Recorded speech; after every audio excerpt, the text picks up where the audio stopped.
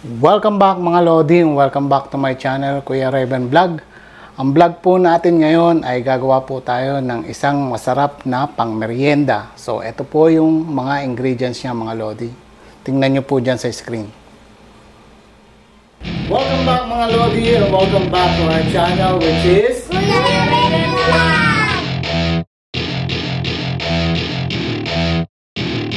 Welcome to my party, we're just getting started. A life is a dream or a nightmare scarring. Hand me a drink cause I think I'm going all in. Get me a shrink who can catch me when I'm falling. Cover up my scars, flip the handlebars, crashing in my...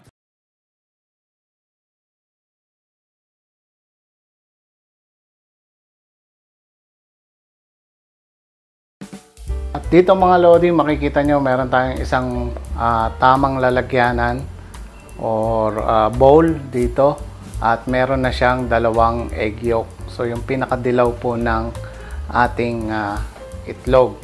At susunod po natin dyan, magsisift tayo or ano tayo ng 2 cups ng all-purpose flour.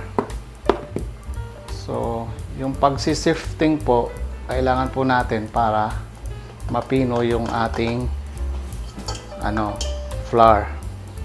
So ayan, so i-ano muna natin to. So madali lang po itong ating gagawing dessert or snack. Pwedeng dessert or snack. So 2 cup ng all-purpose flour mga Lodi. So ayan, ayan. So makikita nyo 1 cup.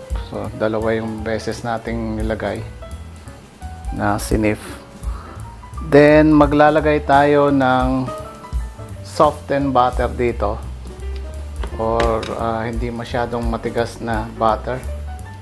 Ayan. So yung kabuuan po niyan mga Lodi, 1/2 cup. So alisin na lang natin to dito sa kanyang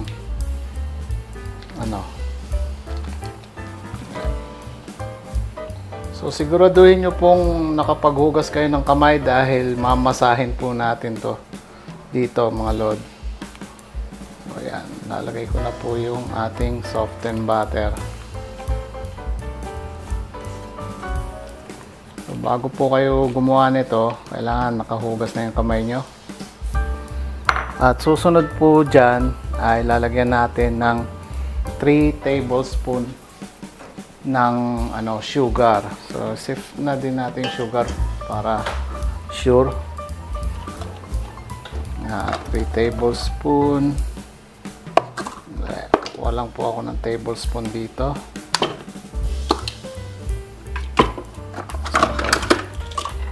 Ayan, 1 and 1/2. So 1 and 1/2 na tablespoon. So dalawa nito para makasigurado na 3 tablespoon. Kung gusto nyo pong medyo matamis ang inyong gagawing crust po itong gagawin natin cordo. So kayo na pong bahala magdagdag. So yan, isa. Sugar po yan mga Lodi. 2. So yan. So meron na tayong 3 tablespoon na sugar at mga at least ito po ay salt or asin. So mga 1/2 teaspoon. Yan. 1/2 teaspoon. Then tayo ng at least mga 1/2 dito na cup na tubig na malamig. Kailangan po ay malamig na tubig. Yan mga Lodi. At eto, makikita nyo ay almost 1/2 pero 100 ml. Oops. Yan. So halos yan, nakatagilid lang kaya hindi nyo masyadong mano. So pagka nakadiretso yan, nasa 100 ml or almost 1/2. So dito na po tayo magmamasa mga Lodi.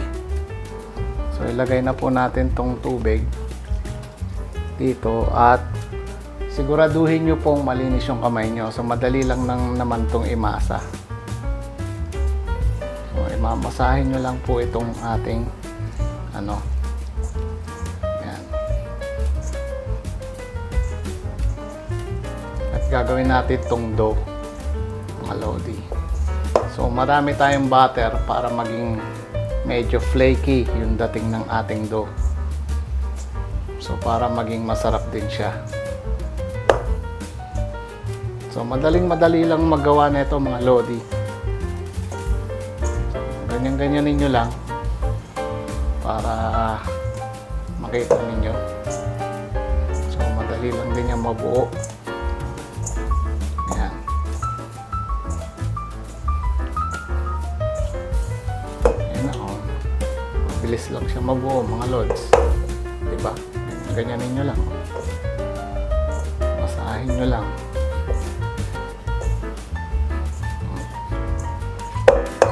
Madali lang talaga magmasa nito. So, madaling gawin. Yun ang ating ano dyan, mga lods. Diba? Yan o. So, ganyan nyo lang. Tapos, paikutin nyo lang dito para makuha yung ibang ano natin, harina. Madali lang siya talagang gawin. Pagkatapos nyo tong masahin, papahingahin natin to sa rep. Cover lang natin to ng konti. Pagpapahingahin natin ng at least 10 minutes, okay na siguro, mga lodi, itong ating ginagawan dough. So yan. So, nung nangangawit ng inyong kanan, kaliwain nyo naman hanggang sa maging ano na, mag-incorporated na lahat at ayos na. Ganyan lang po, mga lodi, oh. Diba? Simple. At ilagay nyo na to sa refrigerator nyo. Kuberan nyo po ng plastic. Then ilagay nyo sa rep ng kahit 10 minutes. Pero kung gusto nyo up to 30 minutes, pwede rin naman, mga lodi. So kokobera ko lang to, then ilalagay ko sa rep. Then gawa naman tayo ng ano, yung filling na lalagay natin dito sa ating ginagawa. Okay, dyan muna kayo, mga lods.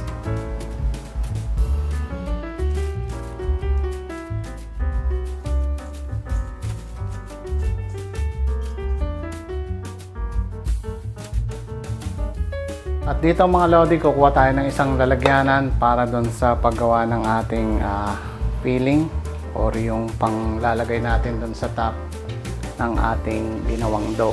So dito gagamit po tayo ng 6 na itlog. So pagsama-samahin nyo lang yung 6 na itlog. Kung malaki po yung sa itlog nyo, pwede siguro mga 5 ang gamitin ninyo. Pero ito po kasi parang maliit lang siya, yung itlog. So ayan, 3, 4, 5, 6.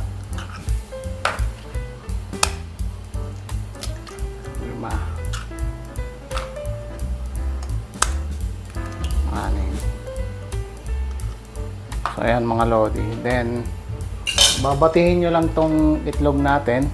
So malinis po yung kamay natin. Alisin ko lang tong eggshell. May eggshell pa. So ayan, then batihin nyo lang po yung ating itlog. So always na maghugas po kayo ng kamay kung ito ay, lalo't ito ay ipagbebenta nyo. So since na kami lang din po ang kakain, so, pero naghugas po ako ng kamay. So every time na magluluto tayo, kailangan talagang hugasan nyo muna yung kamay nyo. So ayan, batihin nyo lang po tong itlog. Then maglalagay po tayo dito ng isang halos 1 1/2 na condensed milk na can. 1 1/2 can, not cup. So, yung another kalahati po ng inyong can ng condense, so, mag-iingat po kayo dito dahil matalim po yan.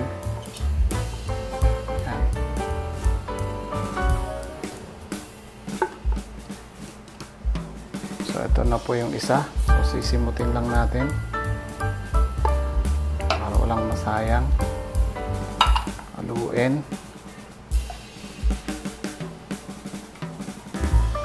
At itong kalahati ng isang lata gagamitin natin.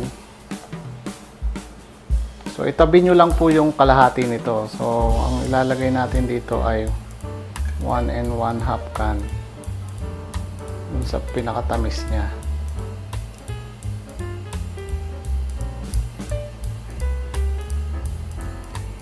Ayan, yung kalahati po itabi nyo lang dahil gagamitin natin ito mamaya. So ayan, haluin nyo lang mabuti mga lods.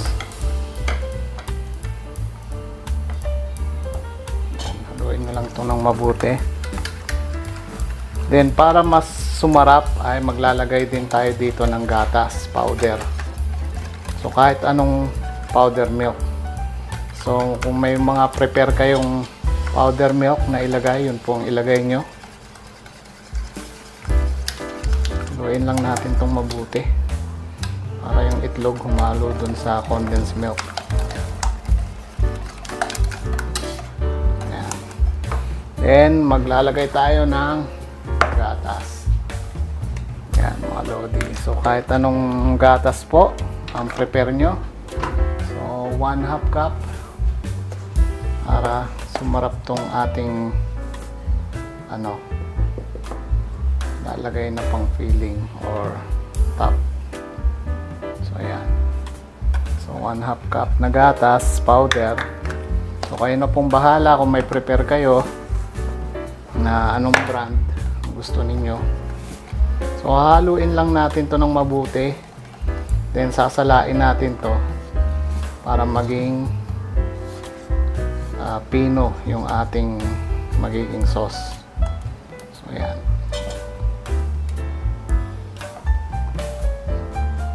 Gamit na ako ng spatula. So medyo malapot na yung ating pan toppings. Ayan.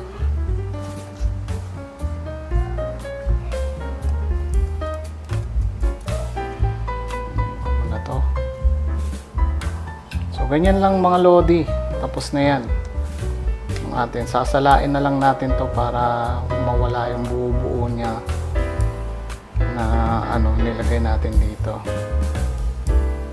Ayan. So haluin nyo lang mabuti, then ito lagay natin.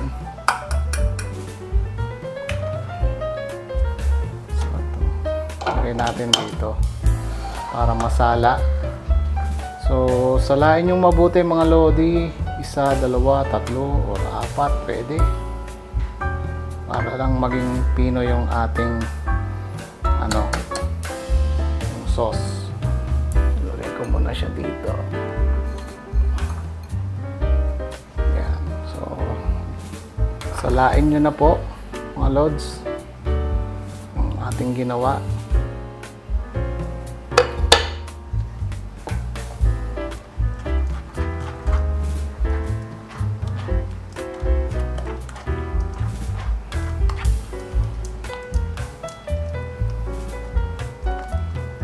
Bilisan na po natin yung pagre-record dito mga lodi. So ipa-fast forward ko na po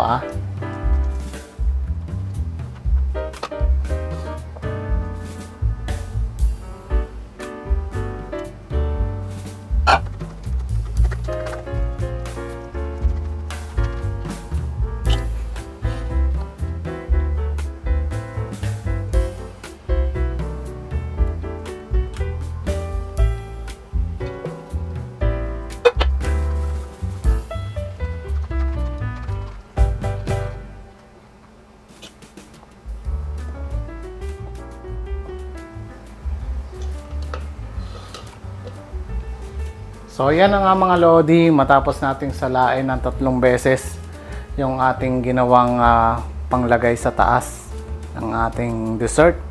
So nyo lang po to, i-set aside nyo po at babalikan natin yung ating ginawang dough. So ilalagay na po natin yun dun sa molder at tutusok-tusukan natin. So papakita ko po sa inyo mga lods. So dyan muna kayo. Pala mga Lodi, may nakakalimutan ako. Itong ano natin, lalagyan po pala natin to ng evap milk. So isang lata ng evap. So pagkatapos nyo pong salain, lagyan nyo ng evaporated milk. So yan po, isang lata. So haluin nyo lang yan mang mabuti mga Lodi.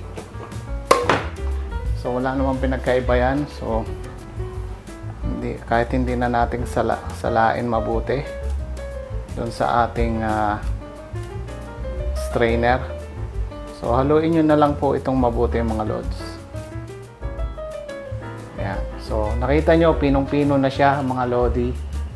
At at okay na to. So i-set aside natin to, then gawin na natin yung dough na sinasabi ko mga Lods. So ganyan lang gagawin nyo.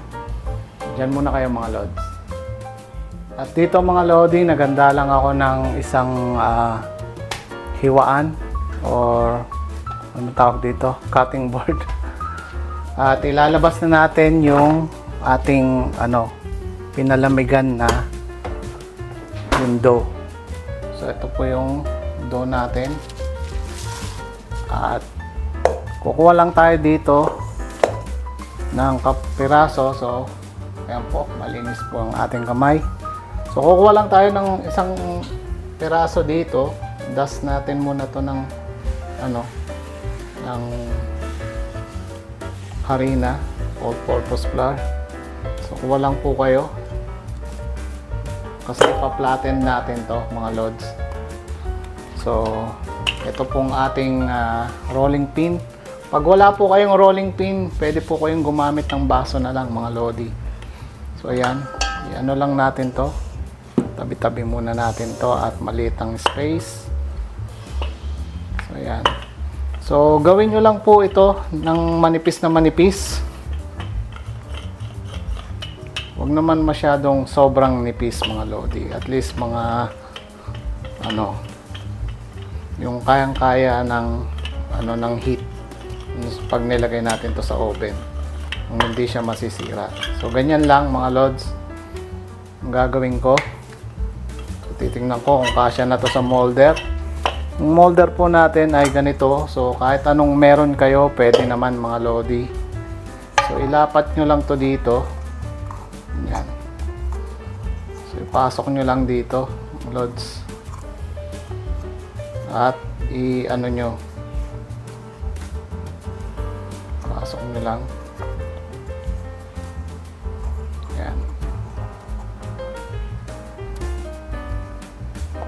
Dapat nyo lang dito yung inyong dough na ginawa. Ayan. So kayo na pong bahala mag-ayos kung anong klaseng may molder kayo. So ganyan lang ang ating gagawin. At kung gusto nyong i-cut to, pwede naman mga Lodi. Kung gusto nyo ng ganyan, yung talagang natural lang na pagka na-bake siya, yung crust, okay din naman. So kumuha lang kayo din ng kahit anong panusok nyo, tusok-tusukin nyo yung ito para maluto yung ilalim mamaya. So simple lang mga Lods. So gagawin natin to lahat yung dough ng ganito mga Lodi. Either cut nyo dito, yan, ganyan nyo lang, pigain nyo lang to itong ating tapos kunin nyo lang yung excess, balik nyo dun sa ating dough kung talagang gusto nyong maganda yung kalalabasan ng inyong magiging crust or dough.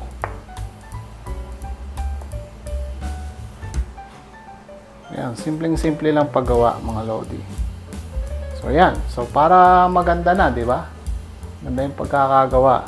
So ganyan na lang gawin natin mga Lodi. So gagawin ko lang to sa hanggang maubos itong ating dough dito sa ating molder. So kahit anong molder mga Lodi pwede. So basta stainless kasi pang bake natin. So yan mga Lodi. So gawin na natin yung iba. So ito na nga mga Lodi yung last nating dough na gagawin.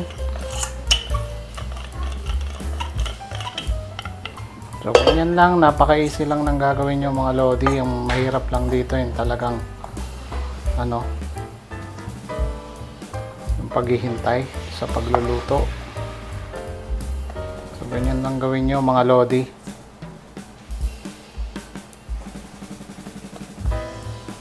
So, ito yung pinaka-last natin na dough. So, naka 1, 2, 3, 4, 5, 6, 7, 8, 9. So, 9 na molder po tayo na nagamit. So, yung sobra po dito, tingnan nyo po yung gagawin ko. Pwede nyo rin po itong gawan ng ito pong sobra na to, huwag nyo itatapon. So, ganyan lang. Ayusin nyo lang uli. Ayan yung naglalagyan na molder.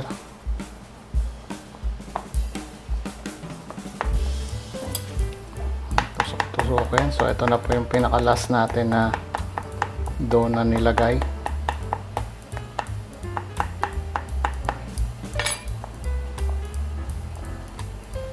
So dito mga lodi, next step, ito po, huwag nyo itatapon. Ang gawin nyo po dito ay imasa nyo uli, ganyan lang, at palaparin nyo. Ayan.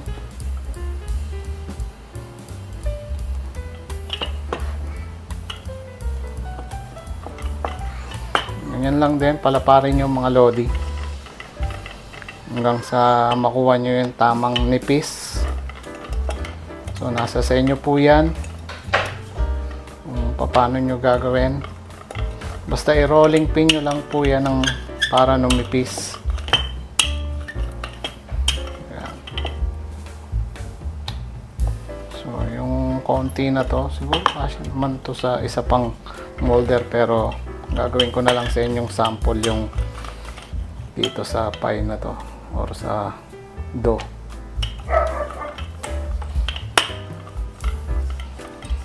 Yan. Pag nakuha nyo na yung tamang nipis nyan mga lodi at nakuha nyo na yung tamang haba na gusto nyo, yan. So pwede nyo po itong hiwain ng pahaba. So tingnan natin kung meron ako dito. So pwede nyong hiwain yan ng ganito. Ganyan mga lodi. So siguro isang sample lang yung maano ko sa inyo dito, mabibigay. So hatiin nyo lang yan. Yan. Kung paano paghiwalay-hiwalay nyo.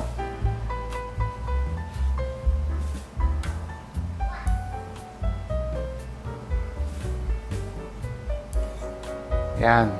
So matapos nyo yan gawin mga lods, ay ito naman munang natin. So itong ating pinaglagyan ng molder, ito mga lods. So ituto ko lang muna. Yan. So ang gagawin nyo dyan ay lalagyan ng, so optional tong makapuno string, pero meron tayo ditong ginayat or hiniwa-hiwang fresh na buko na yang coconut. So yan mga lodi. So lalagyan nyo lang to dito ng inyong buko. Yan. So tingnan natin kung kakasya to sa sa aking ginawa. So pagkakasyahin ko lang to, isang lata lang po itong aking nabili na yang coconut. So dito po ay may nabibili sa lata. Siguro naman dyan sa Pilipinas, or kung wala nga kayo dyan na available sa ibang bansa or saan man kayo mga lodi, ay pwede po kayong gumamit nitong makapuno string. Yan mga lodi, pwede naman kahit ano. So etong gagawin natin ay tungkol dito sa ating iba-vlog for today. So pwede kayong gumamit ng kahit anong feeling nyo na ilagay mga lods kung gagawa kayo nito. So kahit ano pwede. So mga optional yung mga kunwari gusto nyo ng ube, halaya, lagyan nyo sa loob, or langka, or kung ano man yung pwede nyong ilagay. Pero itong gagawin natin dito ay itong buko.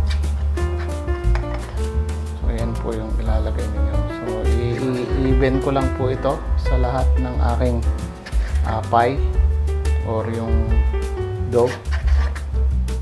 At ito ay lalagyan natin ng ating ginawa kanina. Bubuhos nyo lang dito mga lodi. So kayo na pong bahala. Basta wag lang aawas o lalagpas dun sa ating pinaka molder. Lods. Yan.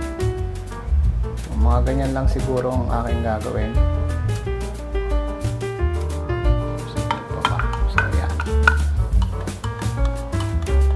So yan. Mga lodi. Pakita ko sa inyo kung ilan yan. Yan po yung ating nagawa. So 1, 2, 3, 4, 5, 6, 7, 8 9 po yan mga lodi. At ito pong ating ginawang strip dito. So ibe-bake muna natin to ng konti. At yung isa nito ay huhugutin natin at lalagyan natin to ng pa-style dito. So papakita ko sa inyo mamaya mga lodi. So i-bake muna natin to dun sa ating oven. So ito na mga lodi, na ilagay ko na siya dito sa tray na to na i-oven natin. So katulad ng sinabi ko, habang ginagawa nyo yan, sana nakainit na kayo ng oven nyo dun sa binigay ko pong heat temperature. So dito na po tayo sa oven, lipat ko na po ito. Yan. Yan po yung oven at ko lang itong camera baka tumaob. At iaano na natin yan, ilalagay na po natin dyan yung ating ginawa. Yan natin to. So mag-ingat, careful dahil mainit, at dahan-dahan din natin itong ilalagay para hindi matapon. So yan, at isa-set natin to for about at least 45 minutes. Yan. So nagka-count na siya for 45 minutes. So medyo matagal-tagal na hintayan, halos 1 oras mga lodi. So dyan muna kayo at papakita ko sa inyo after 45 minutes yung ating ginawa na binake. So dyan muna kayo mga lodi. 1 eternity later. Dito mga lodi, after 45 minutes, ito, nag-pull out ako ng isa. Mainit pa yan. So, ganyan ang itsura niya. So, itong sinasabi kong sobrang dough natin, pwede nyo pong ilagay yan dito. Yan. Pwede nyo siyang i-design. Yun po yung sinasabi ko kanina. Huwag nyo itapon dahil pwede nyo siyang i-design yan.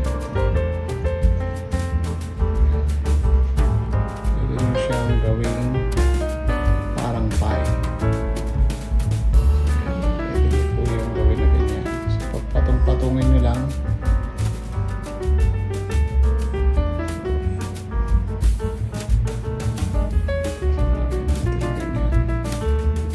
So kayo na pong bahala kung paano nyo i-design yung inyong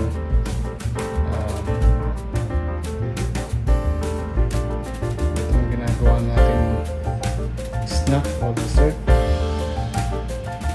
So, idikit nyo lang siya dyan. Medyo mainit pa. So, ayan. Mga lodi. Diba? So, tanggalin nyo lang din yung excess. At, meron na kayong design na ganyan. At, syempre, babalik natin to sa oven. I-bake natin to for another at least, kasi hindi pa siya luto. So titingnan na lang natin, i-measure na lang natin kung hanggang ilang time yung pwede. So ibabalik ko lang po ito sa oven at titingnan natin yung oras.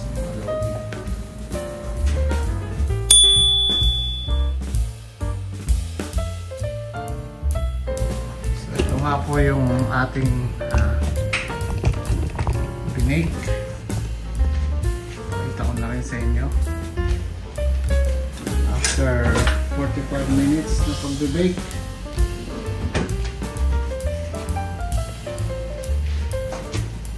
So yan po yung itsura niya mga lodi. So, hindi pa po yan luto mga lodi. Pero syempre maghintay pa tayo. So hindi siya umeksakto dun sa time natin. So ang gagawin ko, ita-timer ko na lang siya hanggang sa makita ko siyang brown na. So pakita ko yan sa inyo mamaya mga lodi. So dyan muna kayo at babalik ko lang sa oven.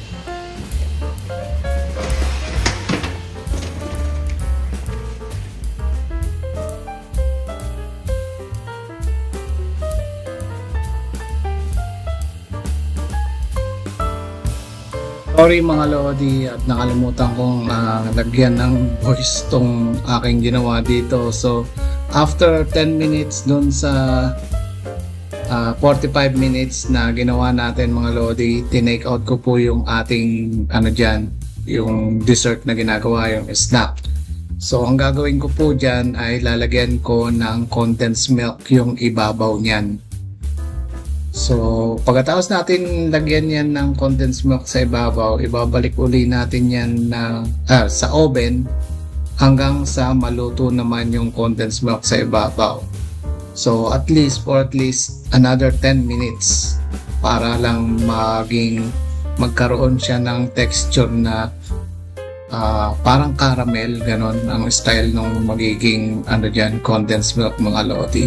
So yan na nga, ini-start ko nang lagyan yung ating ginagawang dessert dyan ng condensed milk. So ipa-fast forward ko na lang yan mga lodi since na hindi ko nga siya nalagyan ng voice at ito ay voice over lang mga lodi. So fast forward na po natin itong ating ginagawa dito since na maglalagay lang naman ako ng condensed milk sa ibabaw niyan, then ibabalik natin sa oven.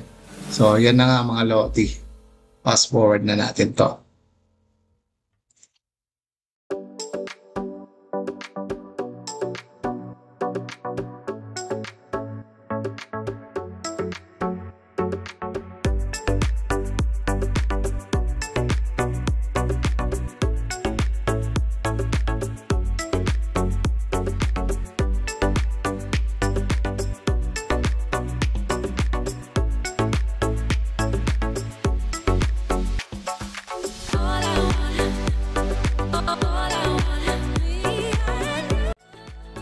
At dito nga mga lodi, matapos kong malagyan lahat ng condensed milk, yung ating ginagawang dessert or pang merienda dito sa ating vlog, ay maglalagay naman ako, ito optional mga lodi So optional, maglagay tayo ng makapuno dito sa ibabaw. So nasa sa inyo na po yan kung gusto nyong lagyan ng makapuno or langka or mango or whatever. Pero ito pong ating ginagawang vlog ay yung tungkol sa coconut. So lalagyan ko po ito ng makapuno na string. So makapuno string po yung nilalagay ko sa ibabaw. Ang mahalata nyo po dyan ay yung ating ginawa ng style na dough ay hindi ko na po nilagyan ng condense at hindi ko na rin nilagyan ng makapuno. So optional yung makapuno sa ibabaw mga lodi. At ibabalik na rin uli natin to sa oven pagkatapos kung malagyan lahat. So dyan muna kayo mga lodi at ilalagay na natin to sa oven.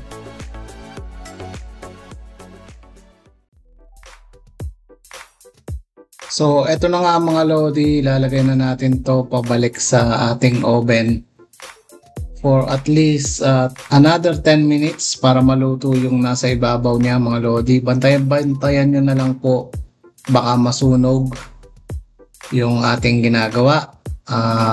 Ang gagawin nyo lang naman po dito ay babantayan nyo yung pinakaibabaw niya, yung condense saka yung makapuno na nilagay natin sa ibabaw. So make sure na hindi po siya masunog. Tignan nyo po kasi iba't iba po ang temperature ng ating oven. So hihintayin na po natin tong maluto mga lodi. So dyan muna kayo. So, ito na nga mga Lodi, after 10 minutes, ito na po yung itsura niya mga Lodi. So, tingnan nyo.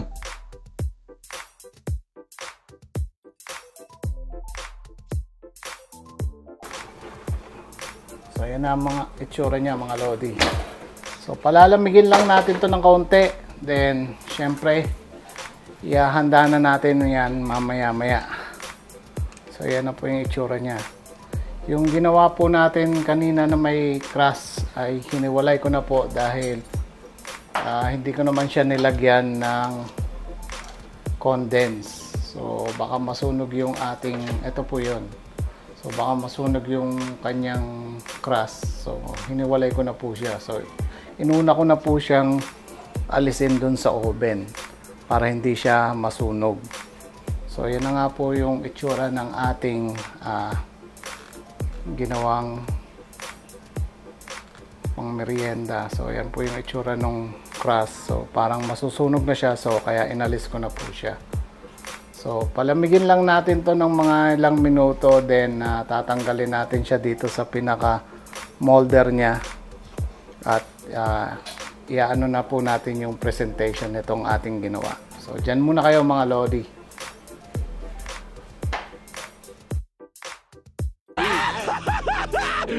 Finally!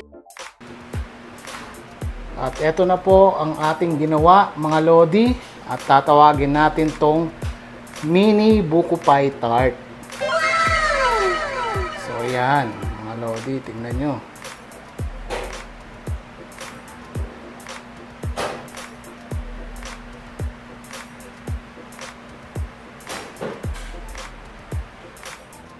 At yan mga Lodi, so susubukan at titikman na rin nila itong ating ginawang dessert for today. So ayan, yun na, tikman nyo.